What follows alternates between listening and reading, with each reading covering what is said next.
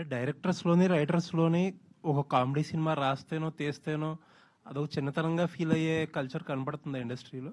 అంటే లేదు action cinema తీస్తేనే పెద్ద డైరెక్టర్ సార్. అయినట్టు, ఒక పెద్ద రైటర్ స్థాయి అయినట్టు. నటుల వరకు, ఒక స్థాయి డైరెక్టర్ల వరకు డెఫినెట్గా వాళ్ళు పై స్థాయిలో ఉన్నారు. పై స్థాయి మూవీస్లో యాక్షన్ మూవీస్ తీస్తున్నారు.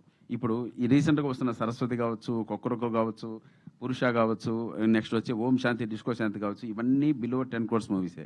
వీటన్నిటిలో కూడా కామెడీ పైన డిపెండ్ అయిన సినిమాలే. సో కంటెంట్ బాగుంటే మేము యాక్ట్ చేయడానికి సిద్ధం. ఇప్పుడు నన్ను ఈ సినిమాలో బ్రదర్ మీరు ఇన్నాళ్ళు ఇలా కనపడ్డారు, ఇలా కనపడకూడదు అని ఒక మీటర్లో చూపించారు. సో అది ఆయన అప్రిషియేషన్. ఏం బ్రదర్ మీరు చెప్పండి, మీరు మీ క్యారెక్టర్ తగ్గట్టు మేము చేసామా లేదా, రెగ్యులర్గా కనపడ్డానా? ఈ సినిమాలో అసలు సప్తగిరి అన్న నటించలేదండి. తిమోతి అనే క్యారెక్టర్ మాత్రమే కనిపిస్తుంది ఈ సినిమాలో. ఎందుకంటే అండి, నేను అసలు ఏదైనా ఎక్కడైనా ఒకసారి ఇలా మీటర్ దాటి వెళ్తుందంటే అన్నా అన్నా దగ్గరికి వెళ్ళిపోయి దగ్గర పట్టుకోగానే తమ్ముడు ఇప్పుడు చూడు నువ్వు ఆశ్చర్యపోతావు అంటాడు. ఒకటే మాట. మళ్ళీ వెళ్ళిన తర్వాత నిజంగా నేను ఏదైతే అన్న చెప్పాడు కదంటే, నేను సినిమా అంతా స్టోరీ బోర్డ్ చేసుకున్నాను సార్. యాక్షన్ సీన్ల దగ్గర నుంచి కామెడీ సీన్ల వరకు ఆ స్టోరీ బోర్డ్ చేసుకున్నది చేసినట్టు సినిమా చేశాను సార్. అన్న అలా చేశాడు సార్. Thank you.